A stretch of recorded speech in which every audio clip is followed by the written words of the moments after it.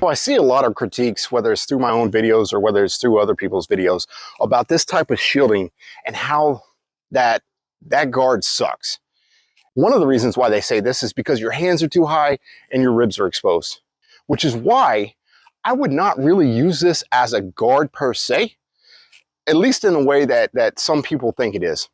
And what I mean by that is the general consensus is that we're going to start fighting and my hands are going to be here or here or here. That's not the reality at all. There's two main uses that I'm going to use this for.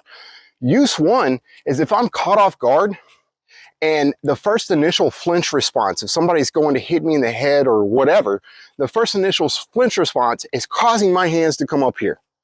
Once my hands come up here, well, then I can use that to kind of shield my head, to cover all the main points of the head, but I'm not gonna stay there. The other way is if I'm using it straight as an attack. And what I mean by that is I'm not going to stand here in a fight, hold my hands on my head, and move around this guy. So the way that I am gonna use this is I'm gonna initiate with some kind of motion, and when I do so, I'm going to use this shield as a way to shoot in and attack with that elbow.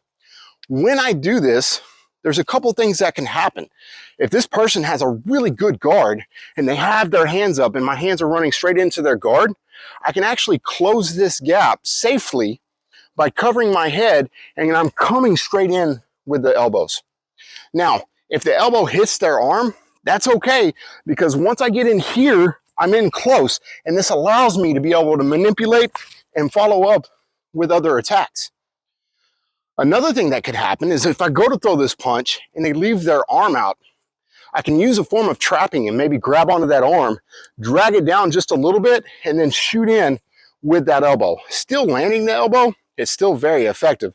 Another thing that could happen is that I go to throw this punch to initiate closing this gap. From here, I'm shooting in with this elbow, and I'm able to penetrate the defense and get straight in and make contact. Now, if that happens, that's absolutely great, because then I can follow up with whatever I want to follow up with, because I made that contact.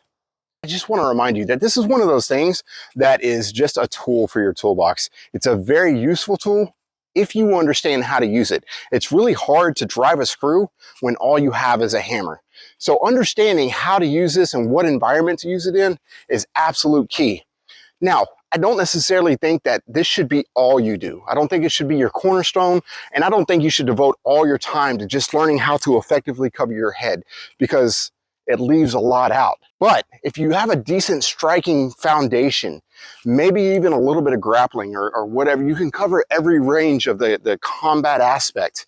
Having this shield, simultaneous weapon, is gonna just kind of stack the odds in your favor. Now, again, I'm not saying that this should be all that you do, because it's still very limited in what you can use it for.